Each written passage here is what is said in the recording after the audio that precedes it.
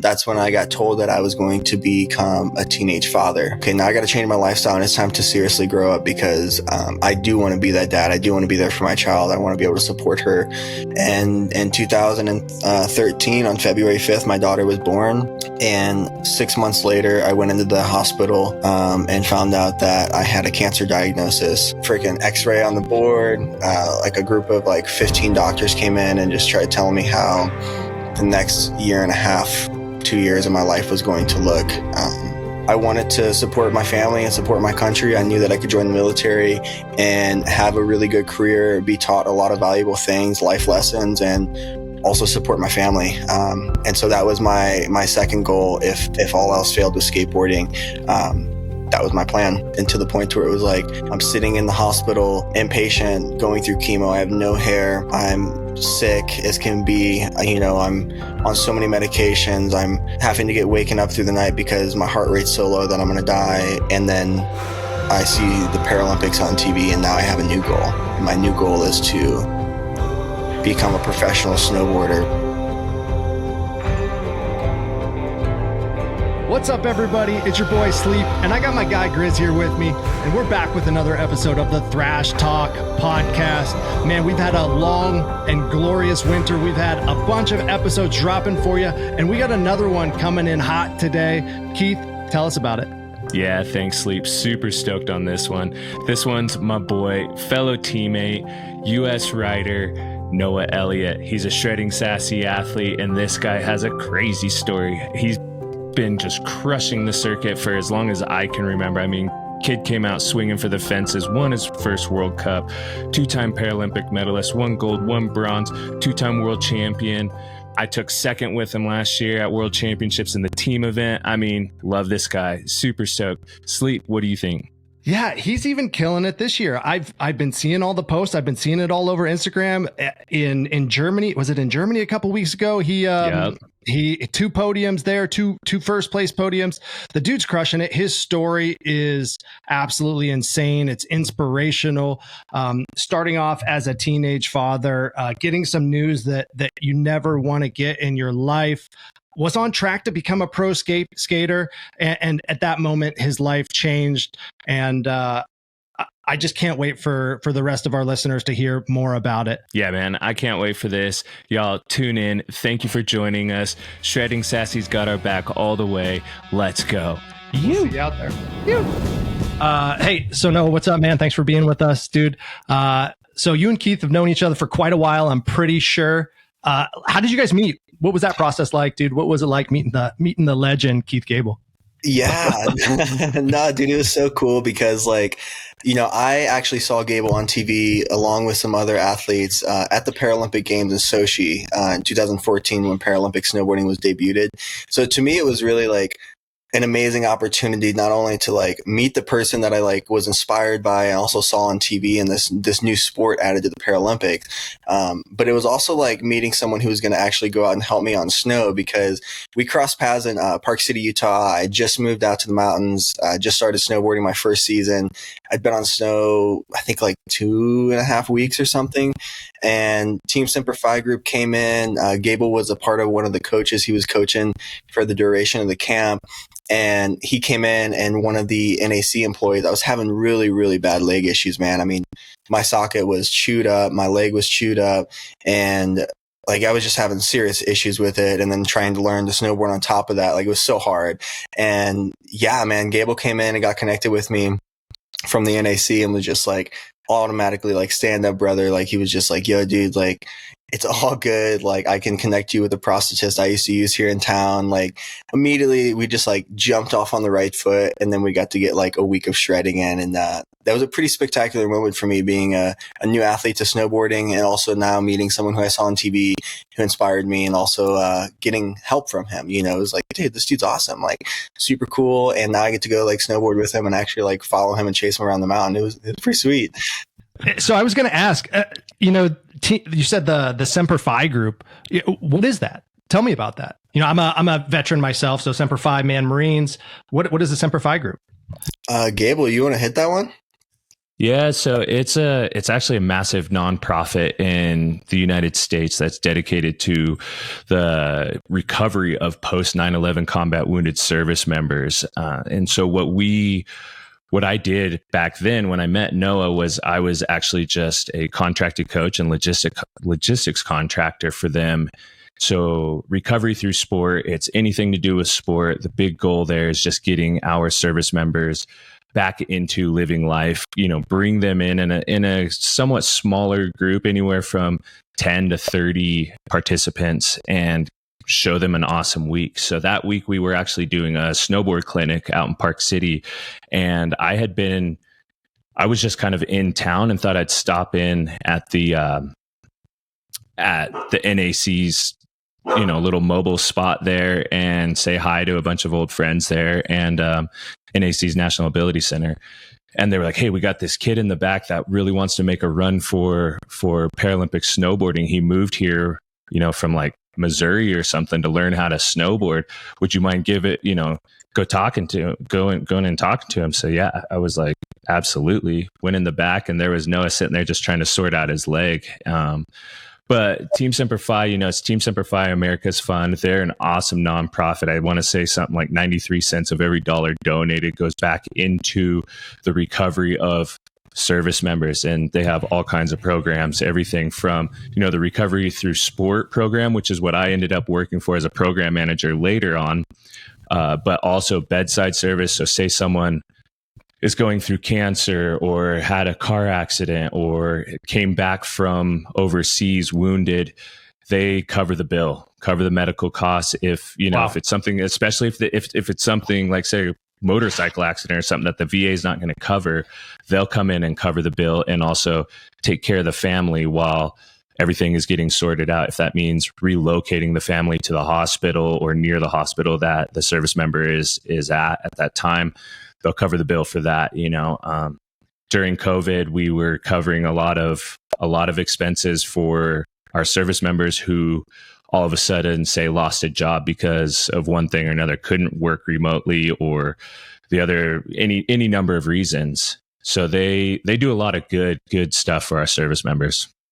That's really cool to hear, dude. And I'm glad that you were a part of that. And I mean, there's just so much value in that, the things that these folks in the military, do on a day in and day out basis and ask for nothing in return. It's amazing to see programs like that in the States operating, every day, and to hear 93% of the funds that come in go to the service members. We've heard stuff in the past about, less than 50 going to the service members, people lining their pockets. And, unfortunately that's the way of the world, but so cool to hear, dude. And glad you were a part of that, man.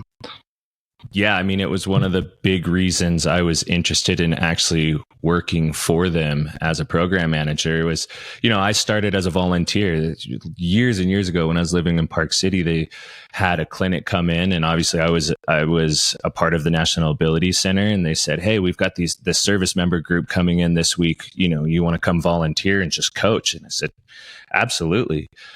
So I, connected with a few of the service members very quickly, very similar mindset / attitudes, and just, gung-ho type people. And that was something that really, like, oh my gosh, this is so cool. Like, I get to do something bigger than what I'm doing, something bigger than myself, and put all my effort into other people that just want to get out there and snowboard. And the amount of gratitude I had for that experience and how gratifying it was for me. I was like, anytime you guys want me, please let me know. And if I can fit it in my schedule, I'll come out. And then later, obviously, they brought me in as contracted coach. They're like, look, we see your value. We want to bring you in and pay you to do the week. And then obviously I do a lot of logistics for my own travel and was able to help on that end, and then move forward, getting hired full time as a program manager, helping coordinate the whole thing.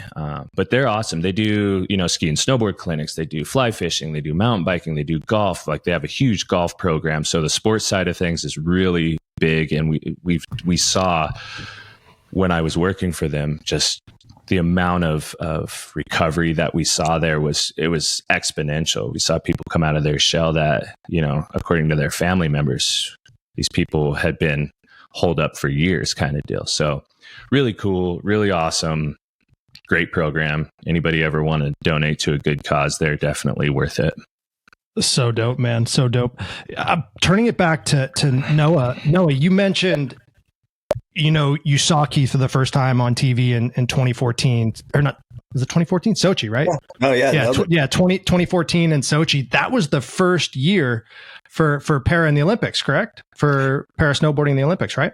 Yeah. And I didn't even realize that at the time. It was really luck of the draw, to be honest. I was thankful that when I was inpatient in the hospital at Children's in St. Louis, Missouri, some of the staff members were just super tight, and I got super close with them. And one of them, his name was Luke, and he loved sports. So he would come in and turn on the TV, because I'd be sitting there, and you're on so many different medications, so many different drugs. So you're either high as a kite, out of your mind, just sitting there, or you're sad, or you're just thinking about a lot. So he would come in and always brighten up the mood, along with some of the other nurses. But things he loved to do would just he would just turn on the TV and he'd be like, oh yeah, the Blues are playing today, and throw on the hockey game or whatever. And it was one of those times, man, he just had the TV on, left it on, and next thing you know, it's Sochi Games. And it was so cool. I had no idea that it was the introductory year of it either until actually a few years later. So that was pretty cool. Well, what was really special about that was Sochi was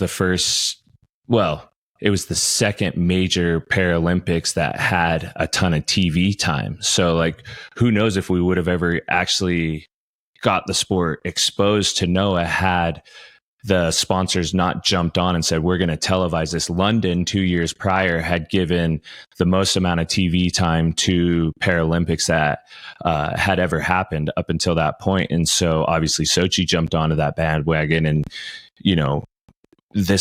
we're always having the conversation. How do we get more athletes within the sport? And it's always exposure, televising World Cups, World Championships, the games, anything, because look, we have one of the all-time greatest in our midst because it got exposed on TV and he was able to catch it, Dude, it gives me the chills to even think about it. But before all that, right? Before Sochi 2014, before you saw Grizz at the Olympics or the Paralympics, yeah. Kind of go back to kind of why you were in the hospital and kind of what led up to that point in your life. Because it's huge. It's a childhood that, you wish on no one. However, knowing where you're at today is pretty special. So. Yeah, man. It was crazy, growing up in the Midwest. It was cool. I think St. Louis is a really cool spot.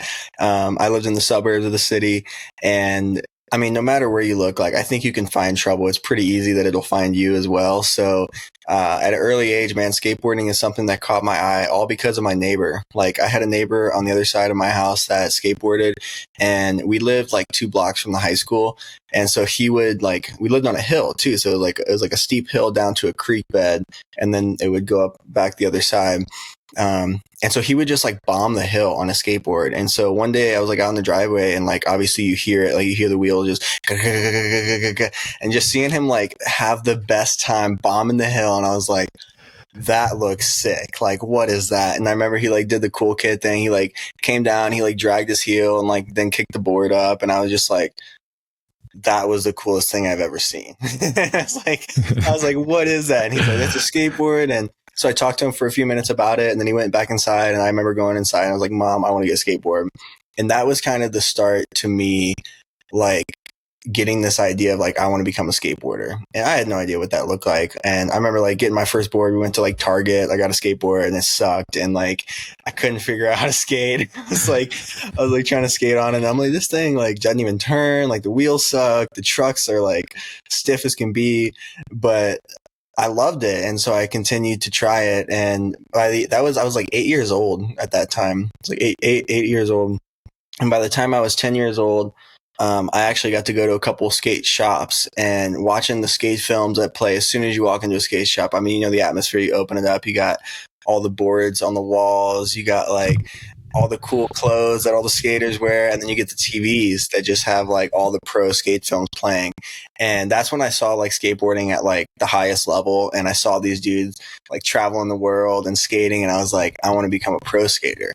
And so that's what I started doing, man. I dedicated like the next however many years, 4 or 5 years, to just skating as hard as I possibly could. And I mean, I was going out and like we would always skate like the hospital loading dock where like the trucks would pull in and like unload cars. Or we'd go to the Lindenwood College and we would go and skate handrails and like these giant stair sets. And I just remember that progression, right? The progression of just like really trying to like push my skating. We got so crazy. I mean, we were literally like ollieing off and kick flipping off like roof gaps and like all this crazy stuff back in the day. And all of a sudden my knee started hurting, right? Like my knee started hurting. My girlfriend that I'd been seeing at the time, we'd been together for about 2 years. We went to the skate park one day and I was like, my knee was hurting. So I was like kind of skating, kind of hanging. And she's like, her and her friend were like, okay, we're gonna go to the bathroom. We'll be back. They come back. And that's when I got told that I was going to become a teenage father. I now had a daughter on the way, and we didn't know it was a daughter at the time. We didn't know the gender, but she did tell me that she was pregnant. And I just remember like that being such a huge piece, because at that point I started to look at my future as not only becoming a pro skater, but also like if that didn't work, I need to really figure out another plan, because I didn't have a career set. You know, I was only 15 years old. Like I didn't have anything established to become a father or a family man. So that was a hard piece for me to be changing my lifestyle. It was okay. Now I got to change my lifestyle and it's time to seriously grow up, because I do want to be that dad. I do want to be there for my child. I want to be able to support her. And that was kind of the jump into it. And in 2013, on February 5th, my daughter was born. And 6 months later, I went into the hospital and found out that I had a cancer diagnosis. And yeah, just from skating, man, skateboarding saved my life. And that's how it started, because my legs started hurting from skating. Like I couldn't do certain tricks anymore because my knee was hurting. When I would flick my foot a certain way, or when I would do a certain like trick, it would just feel weird. And like at first it started as like, well, if it, like, I love tray flips. I used to tray flip everything and do those like all the time. So and pretty. I was like, they're so fun. And then like you can get steezy with them, you know, and like pop out the front leg, poke out the board, bring the back leg back on and catch it. And all of a sudden it was like, man, my knee hurts so bad when I do that. I'm like, well, if I can't do those, maybe I'll just do big spins. So I started doing big spins. It was like, well, now that hurts. What the hell? And so we went in, and the doctor originally just started like feeling around my leg. And to me, I was like, oh, maybe I like have an ACL tear or something, or like maybe I like have some sort of cartilage issue. And come to find out, he's like, well, let's go get you an x-ray. Like it feels a little weird. Just feels swollen. Let's get it checked out, get the x-ray. And then that's when it was like, okay, you do have cancer diagnosis. And I mean, freaking x-ray on the board. Like a group of like 15 doctors came in and just tried telling me how the next year and a half, 2 years of my life was going to look with chemotherapy treatment. And man, it was a fast turnaround, dude. Like I went in walking thinking it was all good. And I even like, because they transferred us buildings. So we like originally got the x-rays and saw that doctor in one building, and they transferred us to another building. And when we got to that building, we had to take an elevator up to the 10th floor. And once we got to the 10th floor, like the doors open, and it's like an orthopedic surgeon building, right? And I remember seeing a kid like same age as me, man. He was like crutching out, and his leg was like all up, like up in a brace. And I was like, oh, what happened? He's like, oh, I tore my ACL playing football. And I was like, dang, dude, like that sucks. I'm sorry. And then like walked through the lobby, and then they called us back in the room, and then the team of doctors came in, and that's when I found out I had cancer. And I'm like, man, wish I could go back to being the ACL guy. What was your mindset like at that very moment? Was it just like, I mean, it had to be so much to process. Was it like just like a whirlwind of like, you know, life shattered, or was it like, you know, what am I going to do? Or was it just like, I like hitting you all at once? I'm just kind of curious there. It was weird because it didn't really hit me it didn't feel real. It did not feel real. Like, we were in the hospital room, the doctors came in, they put it up, and my mom was with me. And like, I remember her just like immediately like breaking down and just like crying. And like, I think the first question she asked was like, well, what about school? What are we going to do? Like, what does the chemo look like? What is, like, she started asking the real questions.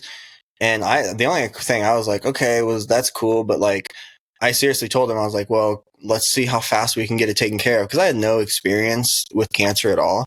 So I had no idea what to expect. And so I was like, well, let's get it taken care of. Cause I want to go skate like on Friday, and it's like Tuesday. And I'm like, they're like, yeah, no, like, that's not an option, buddy. And I remember, like I said, I went in walking and I came out on crutches. And the first thing I did once we left that hospital room, I was on crutches, is I had a cell phone at the time, and I called my girlfriend, and she was hanging out with some friends. And I remember like calling her and telling her, and like, she had me on speakerphone, and everyone in the room just thought it was a joke. Like, they just started laughing. And I'm like, this is not a joke. Like, I'm as serious as I can get right now. Like, I have no idea what it looks like, but like, I have cancer. And they just totally didn't really believe me.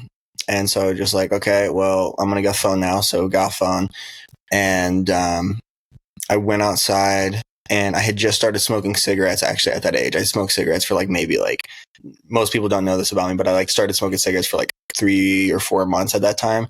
And I remember going outside, and I like smoked my last cigarette and was like, this is disgusting. And like, this is over with. Like, I gotta work on trying to survive now. And they gave me 2 days at that point, from the diagnosis day, where they told me that they know what it is. They said I needed to come back in 2 days. They're going to do a biopsy, and I need to have enough stuff to kind of move into the hospital, because all my treatment was going to be inpatient. That's absolutely, it's absolutely insane to hear, man. Crazy, dude. Imagine. Sleep, what were you doing at 15? Yeah. So I was kind of thinking that as your story, kind of unfolded, the kid, the cancer diagnosis at 15, I was the same as you, man. I was skating. I had different locations with my buddies around town. We used to skate, there was a loading dock at the post office that wasn't like a drop down. Most loading docks now, you back in and it's kind of it's like a slant going down to the loading dock. So if you went off the loading dock, you would land on a slant, and it was difficult, but there were a couple in town that didn't. The post office had like a little 3.5 foot one that was perfect. Dude, for the postal truck. Yeah, the post office too. Yeah. It was bomb. And then we had a couple places around town with different rails. Man, I've talked about it a lot of times. We had big rails. It was like a church with these giant rails that we used to board slide 50-50, have fun with, and the loading docks for sure. So it was the same things, man. But I was an idiot. I was an idiot kid, and trying to think about this from their perspective. You just described being on the phone with your friends, like, Noah's full of it. What is he talking about, man? He's pulling our leg. I could see myself, unfortunately, being that kid. Like, my best friends were Rodney, Dan, Mike. Hey, shut up, Rodney. Whatever, dude. Like, yeah. Cool story, bro. Hey, see you at the party tonight, right? So, yeah. Just crazy to think that like you had to grow up like that, man. And I do have a quick question regarding that, because, when you think about cancer, or when I think about cancer, lung cancer, pancreas cancer, everything I think about cancer, I think about up here, right, in your upper body.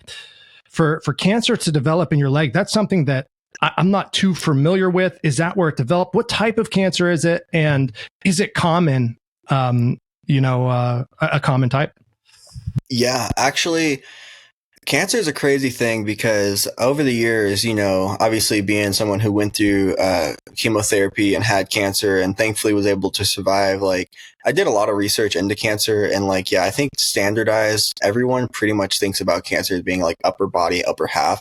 The kind of cancer I had was a bone cancer. It's called osteosarcoma. And that cancer is actually, they always say that childhood cancer is rare. But of childhood cancers, this one is probably one of the more common ones. I'd say this one, and like leukemia and lymphoma. Those are probably the most 3 common ones for kids, unfortunately. And yeah, a lot of times people don't find it until it's too late. There was actually a kid who was diagnosed like 2 weeks before me, who at the time, Children's Hospital in St. Louis was doing like construction. So a lot of times we would actually have roommates at the hospital. So you would room with people. And he was one of the people that I roomed with quite a bit. And he found out his leg, he had cancer in his leg, is because he was walking on like the 4th of July and his leg just snapped, just broke, because the cancer just eats away at the bone. And it is common for it to be found in the knee joints, the elbows, the shoulders, sometimes ankles. I actually met one guy who had it in his hip, but they found it like ridiculously early, and they were able to not even do chemo, and they just like literally went in and shaved out chunks of his bone of his hip and was able to live on with his life. But it's such a different scenario for everyone, and finding it as early as possible is always key, because osteosarcoma doesn't really have stages. I guess you could call it stages, but it's not like typical stages that we associate with cancer, like stage 1 to 4 or whatever, 4 to 3. This one just really is in one spot, or it's like all over your body. And so I was thankful that when we found it pretty early, and it was in my knee only. And that gave me a big and better chance at surviving the cancer. Skateboarding saved my life, man. I'm telling you. Attaboy. I was going to say, since kind of getting into the adaptive world, for however many years I've been doing all of this stuff, I have met a handful of folks, with that lost their limb to, some form of sarcoma, generally osteosarcoma. And it does seem to be they lost limbs at an early age due to it. And from my experience, it's either hip, knee, or ankle kind of deal. Just kind of going back to what you were talking about, seems like those seem to be pretty common areas for it. Yeah. I don't know why, but yeah, it is strange. All right. So now I got a question about the tray flip. So you said you started feeling it with the tray. Oh yeah. Was it your back leg with like the sweep, or was it your front leg with the kick? It was the front leg with the kick. And I mean, you know how it is. Like you do it, you flick the foot off the side, like, and down, and like that, like off the side and down motion on the front foot just felt so like funky, it was like, I think it was cause like the toe would like drag, and then it would like pull up the tendons, and then like the actual flick motion would just like, for whatever reason, that would hurt it. It was trippy. Even like kick flips started to hurt. And I'm like, dude, come on. Like, I got a question. Prior to the cancer diagnosis, like you were well on your way to like getting into the skate scene pretty hard on the comp side of things. Did getting the news about having the kiddo along the way, did that really like drive you to be like, okay, either I got to obviously get a real job or something like that, or I got to push this as hard as I can, strike while the iron's hot. I'm doing well with skating. Like I'm going to get into the comp scene and see how far I can take it. Yeah, man. I mean, 100% exactly what you just said. Like that was what my focus was at that point. I made the plan. I was like, okay, well, if I was ever going to go pro, now's the time, and I have a time frame to do so. And I give myself like 1.5 or 2 years. I was like, I want to do like 2 years or 1.5 years, and I want to be pro, and it was a big goal. I mean, it was a big goal, but looking back on it, I do think it was achievable. I really do. And the craziest part is, I grew up skating with so many different people, and like one of the homies that we used to do the all-nighters with, at the mall had a skate park, and they'd be like, okay, I think it was one Friday every month, they would be like, okay, we're going to lock down the skate park in the mall, and you can stay overnight and just skate all night. We're going to order pizza, and like everyone would go to it, man. I mean, people who didn't even skate, like girls started going to it from like middle school because we're all young, so everybody thought it was a cool spot to be. They'd be like wearing pajamas, and like everybody be skating, and all kinds of cool stuff. But one of the kids who I grew up skating with there is actually a pro skateboarder now and skates for the Barracks, which is so sick. But I gave myself that timeline, and I knew that if that wasn't going to work out, my plan then was going to be, I wanted to support my family and support my country. I knew that I could join the military and have a really good career, be taught a lot of valuable things, life lessons, and also support my family. And so that was my second goal. If all else failed with skateboarding, that was my plan. And then cancer. Dude, So that's a killer plan. And, you know, a lot of people, when they think of the service, they think, you know, Marines with guns that are going to war, and you're training to be a sniper or an EOD tech disarming bombs. That is not the case. There is everything in the service. You can be a car mechanic, an aircraft, you can work power lines. If you are a kid, I am like a huge proponent for people going to the service. If you're a kid and you don't want to go to college, you're afraid you don't have the skills necessary. You're not good at studying. You're not good at this. You're not good at that. The military is perfect. You can join. You can get those needed tech skills, those skills that you can go out and use in the workforce pretty much immediately. Man, I have a lot of buddies who were in the military as linemen, and they are now out of the military making bank just based on those skills that they've learned. So, man, I think that that's a killer goal or a killer plan that you had, knowing what you knew at the time, man. That's crazy. Yeah. No, I agree 100%. Yeah. And like, I was inspired from family who were in the military before me. So it was just one of those things, you know, I was like, okay, I've seen this work for people. And, I mean, everyone knows like they build some, serious mental strength and some serious skills out there. So no matter what field you're in, you know, 100%. Noah, dude, you're like a super goal driven human. Yes. I've known you for a long time now. And is that something that obviously, I mean, we're talking about 14, 15 years old.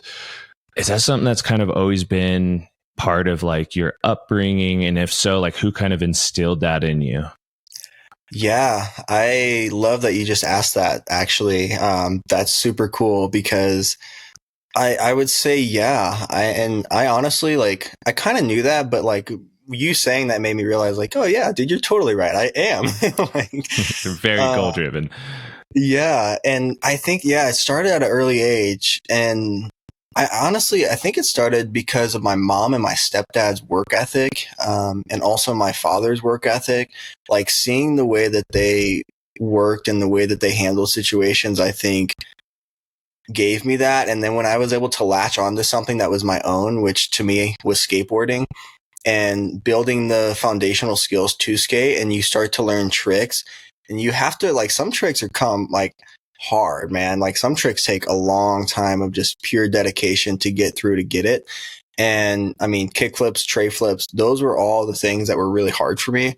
And I just took the time and put into it and was able to then, once I got them, dude, I had them dialed so good, and I could do them over anything, off anything, into rail tricks, like I'd tray flip rock to fakie, like stuff like that, like no problem. And it was just, I think those things along with skateboarding are what like taught me to be like goal oriented, because the goal at the time was just learn a kick flip.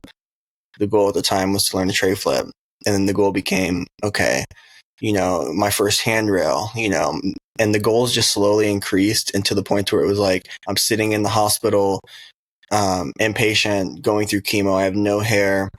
I'm sick as can be. You know, I'm on so many medications. I'm having to get waken up through the night because my heart rate's so low that I'm going to die. And then I see the Paralympics on TV, and now I have a new goal. And my new goal is to become a professional snowboarder, which isn't that far from skateboarding. And it's something that I felt I could latch onto and become a part of. And I felt like the communities were so similar, even without being around like snowboarders.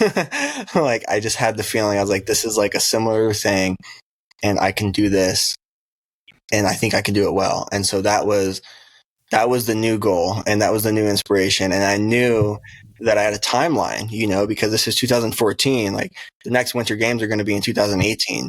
So I now had a timeline goal of like, I want to go to my first games, and I want it to be in 2018. And I made the goal of like, okay, I want to win a gold. And obviously like that all sounds great when you're in the hospital sitting on the bed, but there's a lot of work that's got to go into it. And the goals became reality and started to become closer to being obtainable whenever I started to actually compete and started to learn to snowboard.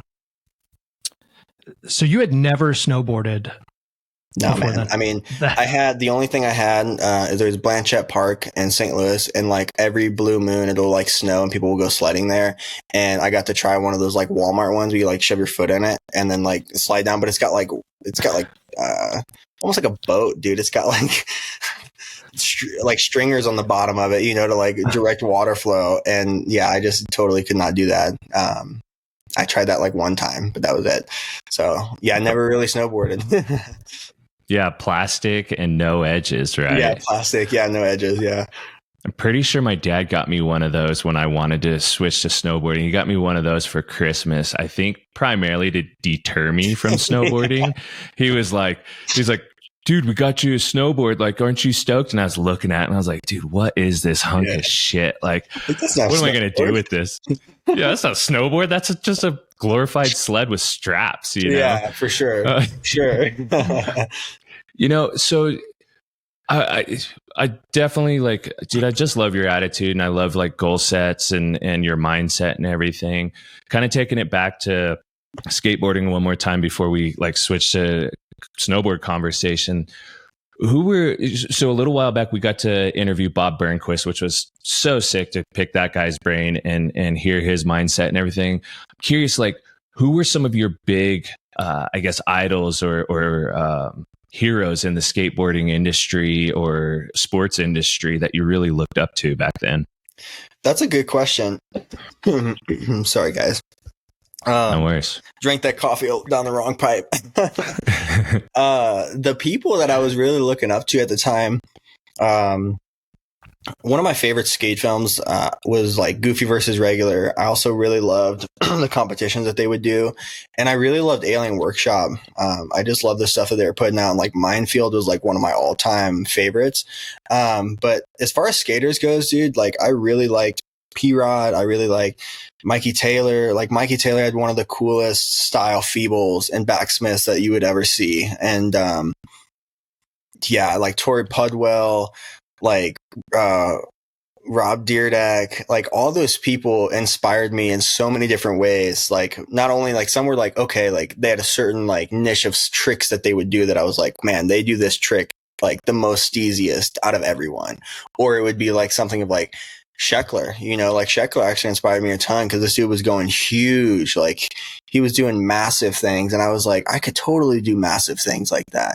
And that's later what kind of like interested me really into snowboarding actually outside of racing was like I used to do all this giant stuff on a skateboard. Like, I mean, I literally like ollied off of a trailer that was an 18-wheeler parked at the post office that was like delivering a bunch of shit and just like and I'm like looking at an 18-wheeler now in the trailer, I'm like, this thing's freaking huge, man. Like and just a flat landing like in a dusty concrete parking lot. Like yeah, there was pieces that I was taking from these pro skaters that I was watching that really inspired me.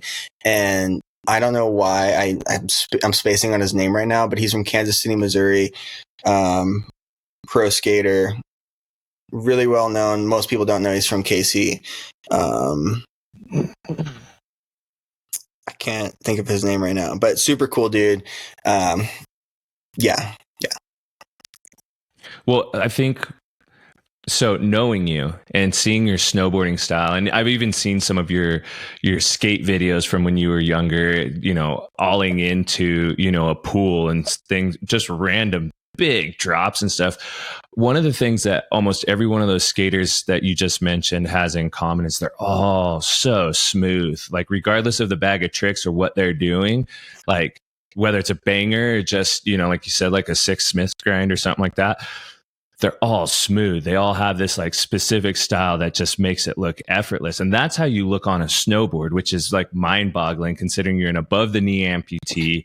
You ride with it in the front of all things, which back in the day, we were all told like, you got to ride with your prosthetic in the back if you want to turn that thing. And, your style definitely goes that way. I remember when you hit that cliff in Steamboat and I was sitting pretty far down below it, kind of looking up, watching, and you come flying off it deeper than anybody had anticipated, myself included. And like, luckily I was there, turned at the last second, hit me in the back pretty hard. And dude, it like instantly shot pain down my legs. But I was like, you kidding me? This kid just took me out. But then looking back on it, there was all those rocks and cliffs below that, like, had I not been sitting there, like, you probably would have tomahawked right down into all of that and ended your season. And this was going into the 2018 games. We were out in Steamboat just training. But back to what you were saying, like, you've never been afraid to go massive, and your style is so fluid and smooth. Like, looks like all of these people that you looked up to and really tried to emulate your style of skating from really transitioned over into snowboarding very well. Thank you, man, dude. That means a lot, because that definitely was a part of like the goal. Obviously, growing up watching these people is just like, oh, I want to be like them. I want to skate like them. I want to be able to like glide across the floor, glide through the tricks, glide through the air. And that really means a lot, because that's something that obviously I tried to take into my snowboarding as well. And I mean, really, like I just love snowboarding so much. It is that sport that I am in love with, and that thing that I can go out and like feel connected again with my body, and a sport that like I wouldn't really have that opportunity if it wasn't for what I saw on TV, and also the prosthetic setups that are available nowadays, and being able to actually like live our lives. Like, if you think about it, man, like not too long ago, people who were missing legs weren't able to do a whole lot. So seeing all of us ripping at 60 miles an hour, like bombing down hills or dropping cliffs or hitting jumps, like it's pretty spectacular. And I feel very fortunate to be a part of this. Yeah, I couldn't agree more. And Sleep, if you want to jump in there, please, by all means. No, so I'd asked you this question before, but it wasn't in this type of format. And regarding the development of prosthetics over the last 10, 15 years, Keith, you've been in the game since before 2014. Go into a little bit of detail how prosthetics have changed since you've been competing at the highest level of adaptive snowboarding. Is that for me or no? Yeah, well, I was giving it to you because you've been doing it for a while. But I guess both of you, because you guys both compete in different categories, and I'm sure use very different prosthetic. Yeah, so Noah's LL1 category, which is lower limb 1, and that's for anybody missing essentially 2 joints or the lack of use of 2 joints. So since he's an above the knee amputee, he goes into that category. He's missing his knee and his ankle. There's other folks that end up in that category for any number of reasons: limited use to no use of at least 2 joints in the lower limb area. I'm in the LL2 category, which is lower limb 2. Which means, limited to no use of 1 joint. So I'm a below the knee amputee, which puts me in that category. But yeah, to Noah's point, I mean, the what was conceived, or I guess the concept behind what amputees could do when I lost my leg was very little. I mean, 10 years prior to that, people were still walking around on pegs, and you got to give some credit to war and that sort of thing, because it really does drive the medical industry in some ways. And I hate to say that, but it's true. I mean, we had so many service members coming back from Iraq missing limbs due to IEDs and that sort of thing. They didn't lose their lives, but they lost a limb. And so it forced the government to dump a ton of money into development of technology. And so when I first started snowboarding, I was just on a standard walking foot, just essentially a walking foot, trying to go out there and make turns and drop cliffs and stuff. And I would literally almost every time I'd go out snowboarding, have to go back to the prosthetist and hand them this $10,000 foot in 20 pieces and be like, fix it. And they're like, we can't, you destroyed it. What are you doing? I'm like, I'm snowboarding, make it stronger, make it stronger. And so for a long time, I had to snowboard on a foot that was essentially built for the weight rating of someone the size of Shaq, because of the amount of force I was putting into these things when I would land and that sort of thing. So what we would do is we take these walking feet that are essentially just I can't even do it with my arm, but stuck in a L shape essentially. And we would make them a little bit shorter and then wedge the heel to put you in an athletic stance so that, you could actually pressure over the toes and drive it with the knee and hips. And lo and behold, a guy named Mike Schultz came out with the company BioAdapt, who he lost his leg in a snowmobile accident. He was a professional snowmobile racer and hyperextended his knee to the point where his foot went through his face mask on his helmet and lost his leg above the knee. And he was somebody who wanted to get back to action sports. And so he developed, the Moto knee, which luckily for me actually had a foot that worked with the Moto knee in general. So he's got these vertical shocks, and excuse me if I'm kind of butchering it, but no, you can elaborate a little bit more. The Moto knee has like 2 or 3 vertical shocks, then articulates the ankle, which has, a horizontal shock, to make everything work in unison. And so we figured out that I could actually use the foot portion of it, which is what I snowboard on now. And I'm sure, Noah, you work pretty closely with Autobach and Schultz as well to help develop all kinds of stuff. I mean, you can definitely speak more on the knee side than I ever could. Yeah, no, I mean, dude, hitting the money on the nail. I mean, seriously, like what we're talking about here, like it's the prosthetic changes that we've seen, even in my short time of being in this sport, have been tremendous. When I first came into it, BioAdapt was already established. So I had the luxury of being able to kind of jump into the system with something set that would already work really well for snowboarding. And there was actually another knee that I was considering, but the problem is it did not come with a foot.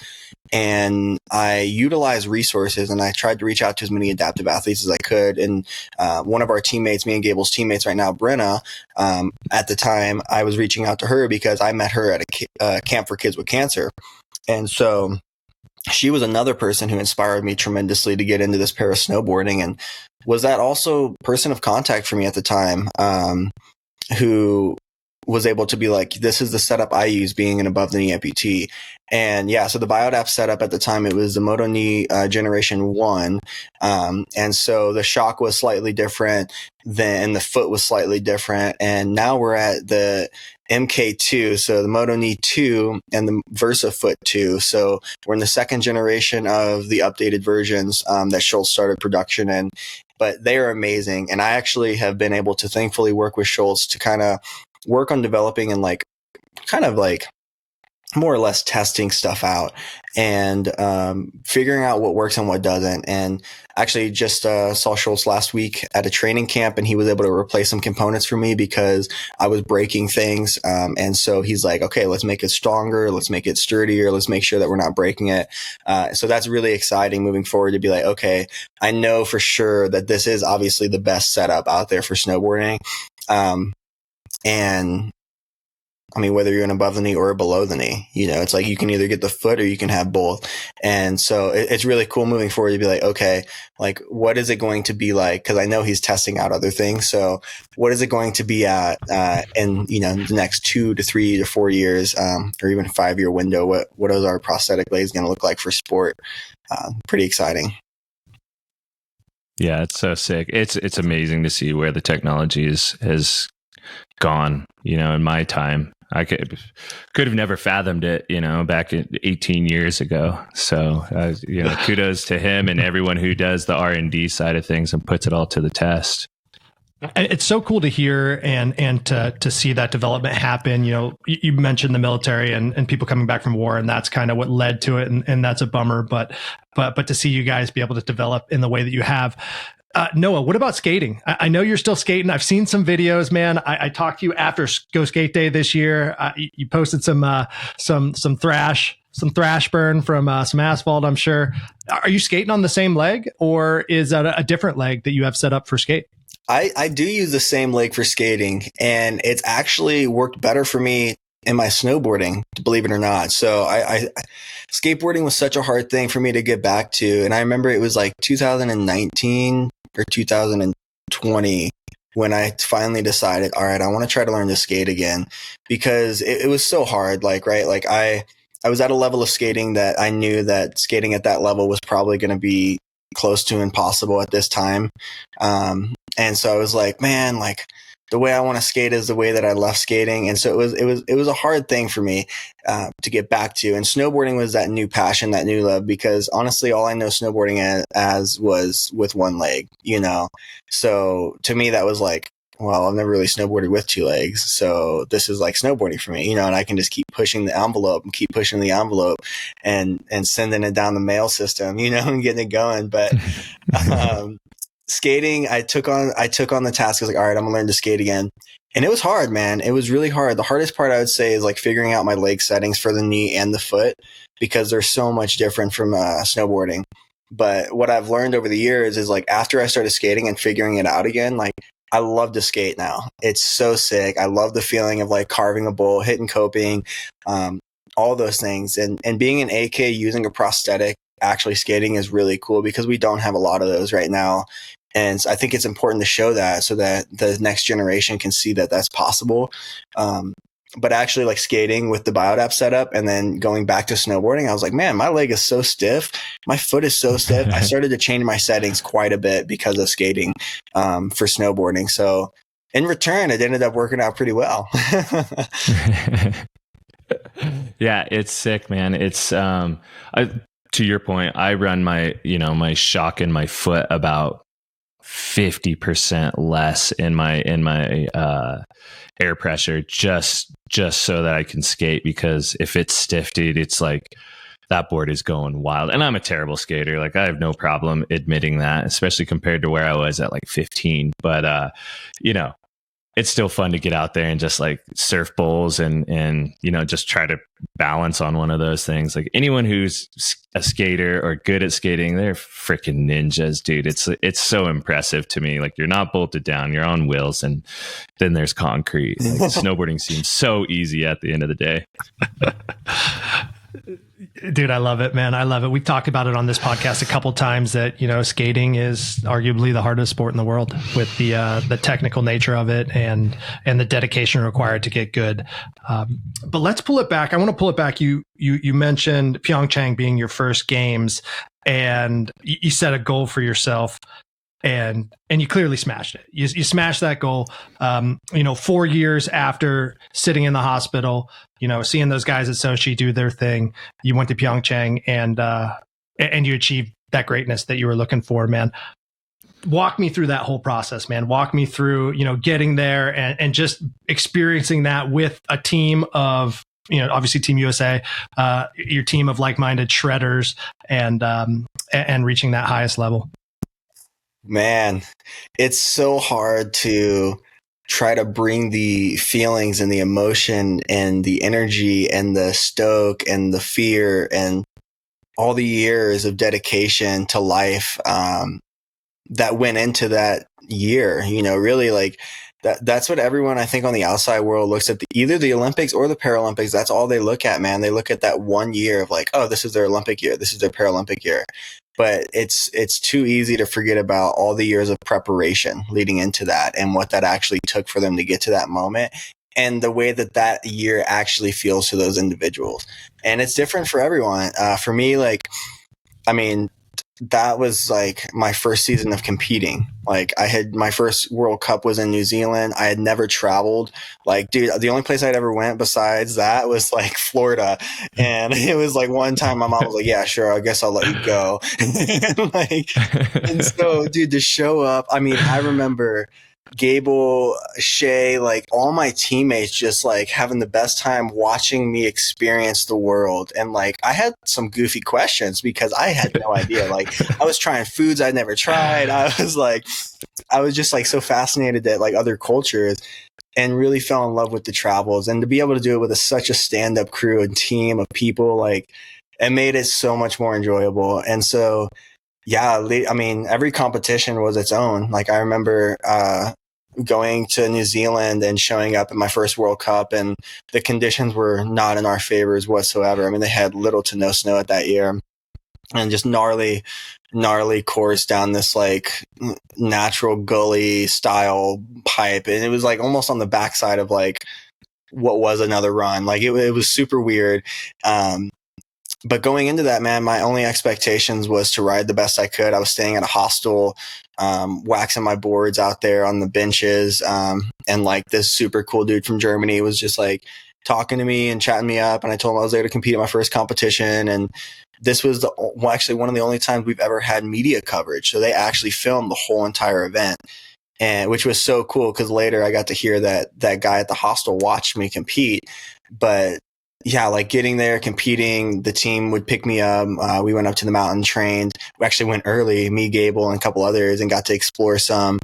Fell in love with it. But I actually won my first World Cup that I competed at, which was totally unexpected. Like even for me, like I just wanted to go there and like try to make the podium. I knew it probably wasn't, I wasn't sure where I would end up. But yeah, to get there and actually like stand on top of the podium was like, holy crap. And I mean, that was insane. And I remember Gabel just being so stoked, like, dude, you did it. Like, what? Like just so stoked. And I remember like talking to some of the other coaches and people were just like, okay, well, there's another World Cup tomorrow. Like just try to do it again. And I was successfully able to do it again. And that's when the conversation became, okay, this goal that I made years prior of trying to win the Paralympic Games actually started to become like tangible. It was like, oh, this is actually something that I can reach and actually go for, because if I just won my first competition, I definitely could, like, when this is beginning of season, I could definitely make it there.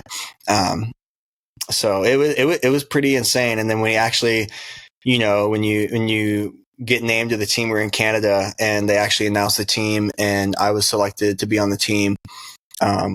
I remember the first thing was just like, okay, there's so much paperwork that has to get done. Oh my God. And you got to do background checks. You got to fill out. Really? Oh dude. Yeah. You got to like get these headshots taken where you all look like murderers or criminals, and you're just like, okay. And then, showing up at team processing, I think that was what really like made me feel like this is real. You go in, you get like 2 pieces of paper. They're like, they have check marks on them that you got to get checked off. There's like Polo, Ralph Lauren. There's like Nike. There's like the Olympic rings. There's like Oakley. There was an Oakley station at the time. So you have to go to each station and get kitted up, man, because you got to be set to look appropriate and have games attire, and you can order your Paralympic or Olympic ring at that time. And just getting exposed to that level of sport and event was the coolest thing ever. And my only goal for that trip was to compete and crush it. Like I knew I had the potential. I knew I could go gold. I knew that I could go double gold probably. And when we were doing trainings on the border cross, I was definitely ready to go double gold. And the race board that I had bought, is the only race board I had at the time, was I bought off of one of the Australian rider, Benny's, and it was from when he was like way younger. And so the board actually was so narrow that I was getting heel and toe drag on everything. And if anyone watched Korea in 2018, we had a huge gate delay system go on for border cross. And because of that, the snow conditions changed so much. So we were in the semifinals and I was getting ready to go. And I was so ready to advance. I was ready. I was like, I'm going to win this one. I'm going to advance to big finals and I'm going to win gold. This is my plan. And I get out there on course. We're like coming through. I'm racing Schultz actually. And we get into a turn. And like right when we get into the turn, I like pressured this heel size so hard, which was the move. But the snow conditions were so soft at the time. And I was so new to snowboarding still. Like I didn't take that into consideration. I just totally booted out, went down, went into small finals. And that's when I was actually able to secure and win my bronze medal, which was insane. Like I was like, oh my God, I was so close to getting gold, but also I got a bronze still. And I'm like, this is huge. Like this is going to change my life. Like this is amazing. I got a medal at the game. And I remember like going back and like getting the medal ceremony, getting back to the room, like setting the medal down on my nightstand in the room that I was in at the time, and waking up the next morning and looking over it and being like, holy shit, that was real, And I was like, now we got another race in like 2 days. Like we got to get ready for it. And we had the nastiest conditions for the bank slalom, man. It was, I mean, Gabel, you remember, it was like all iced out, rainy, bulletproof. Yeah. We went from one major like super hot day to all of a sudden it was raining, it froze, and it was like as bulletproof ice as you could ever imagine. Like even with the edges that we're running, which are super sharp and different angles, dude, they almost wouldn't cut into it. It was so gnarly, and it was so fast because of that. Like it was like exponentially faster than what they had actually built the course for originally to hold up to those speeds. Yeah, it was sketchy. It was sketchy. And I knew that those conditions favored me because of how hard it was, how challenging it was. The main thing I was looking at was I was like, oh, it's firm. It's like a skate bowl now. And that's the exact way that I approached the whole entire race. Is this is a skate park. This is a skate bowl for me today. And I actually, that's the day that I won gold, man. I like set the time, and I set the time of the day because at the time, the way we were racing was like you said, you had like 3 time trials, I think. And you would set a time trial, and your best time trial would be the winning one, or your best run. And yeah, I like set a good time trial, was still in first, had my last time trial to go. I had already won the gold, had no idea. They had me go last because reverse order on the last run. And I literally like was just like, okay, I am assuming Mike Schultz or somebody else beat me. So I just like raced as hard as I could and actually somehow beat my first time, which was the fastest one. And that's when I realized like I'd won, and I was like, just lost it. I was so stoked, and it was just like success. And it was so funny because at the time we talked about like obviously going into it with this goal, and I had put a lot of pressure on myself to achieve this goal because I knew that I needed to set a career that I was able to provide for my family with. And I knew that getting medals would be able to help me do that in Paralympic snowboarding. And at the time, none of my teammates knew that I had a daughter. And I didn't tell anybody that because I simply already had so much pressure on myself that I didn't want any extra pressure from anyone else. And I remember like, I think it was that night. It might've been that night. It was either that night or the bronze medal night, but, it was the bronze medal night. It was the bronze medal night. And I just remember, Gabel and Mike Shea was like, I think Mike Shea said something. He was like, dude, do you have a daughter? Because the announcer said that I had a daughter and all this stuff. And I was like, yeah. And he was like, what? Like they were like, dude, what? And just like mind blown because for this whole season, they had no idea that I had a daughter. And it was simply just because I was like, I knew what I needed to do and I just couldn't add any more added pressure. And then at that point, it was like, now I have the platform, and that was able to actually support me in getting the rights to my daughter, which I actually should have had in the first place. But that was that's a whole nother story of topics. But yeah, man, it was a crazy time. And after my first games, man, I was hooked. I was so ready to go to my second games, and second games actually had one of the gnarliest injuries I've ever dealt with in my life. But I was just so ready, and it's kept me in love with the sport, competing at the games and doing stuff outside of it, and traveling the world with my teammates has just been like amazing.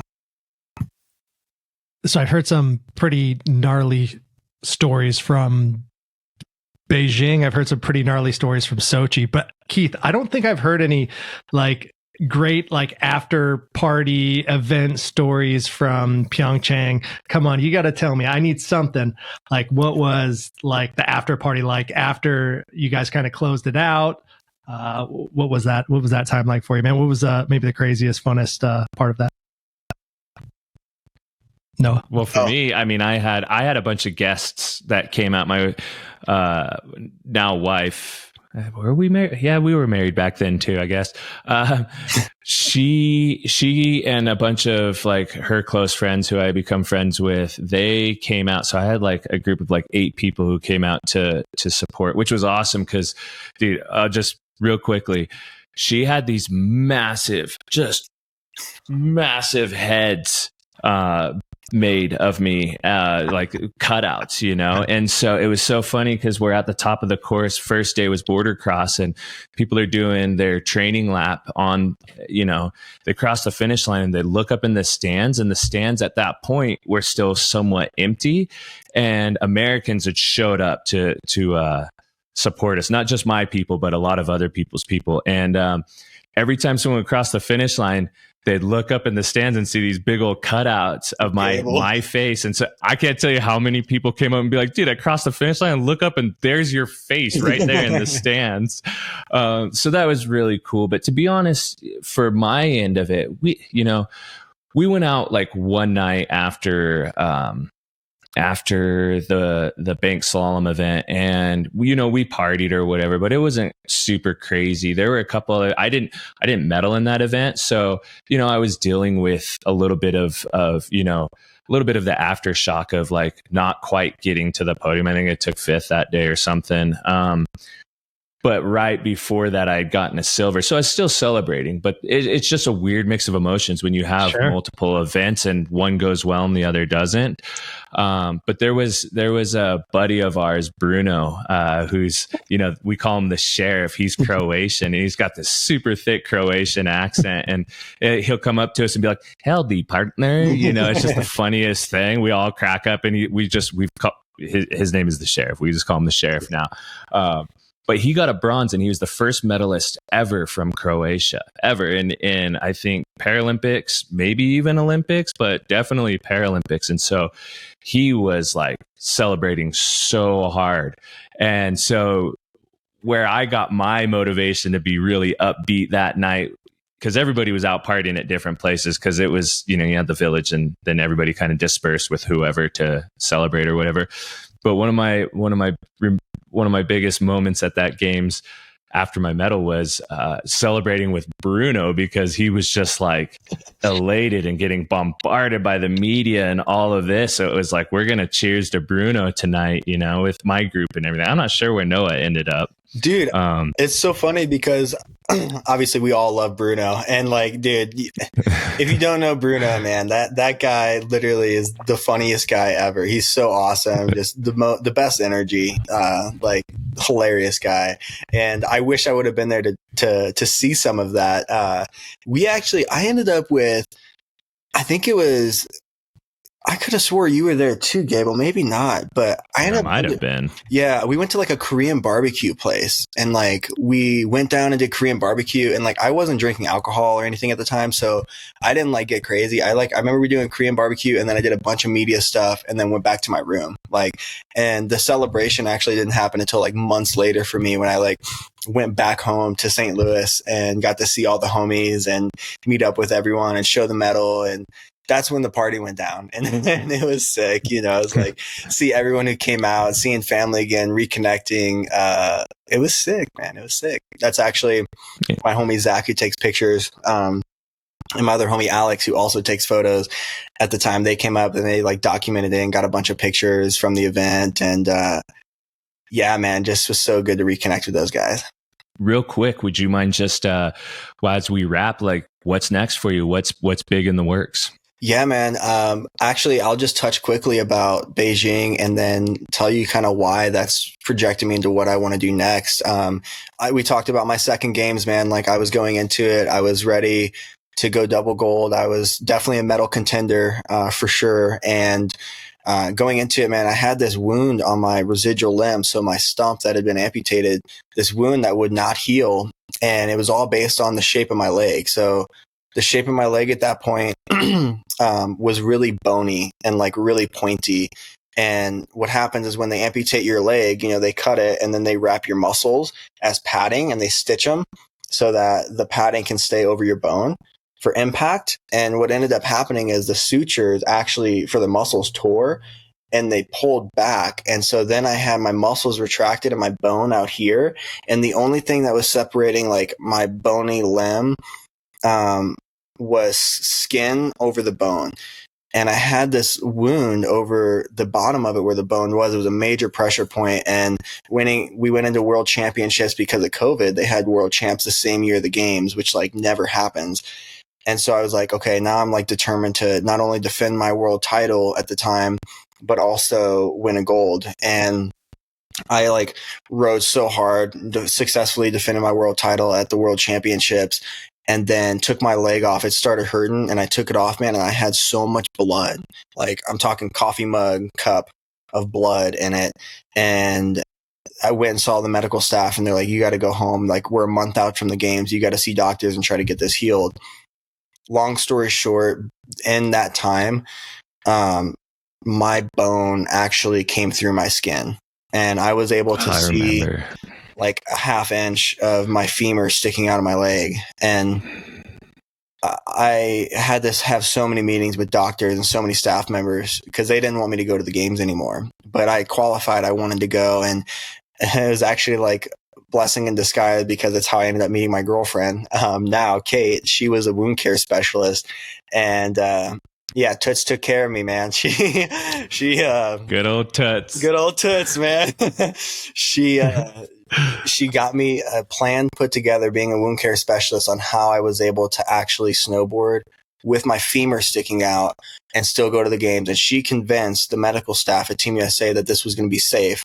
And so the goal was I went to Beijing, my second games, and I couldn't wear my leg until the competition days. And so I only got like a couple training runs the day of and then competed. And I just really wanted to get that shot and that opportunity again. I didn't talk about it. It was, again, like going back to the same thing I had in Korea, actually. It was too much pressure. I didn't want to talk about it. And my competitors, I didn't want them to know and think that I was down and out. So that was a big point for me. But moving forward, right after Beijing, I got a 4th place in Beijing and a 6th place in Beijing.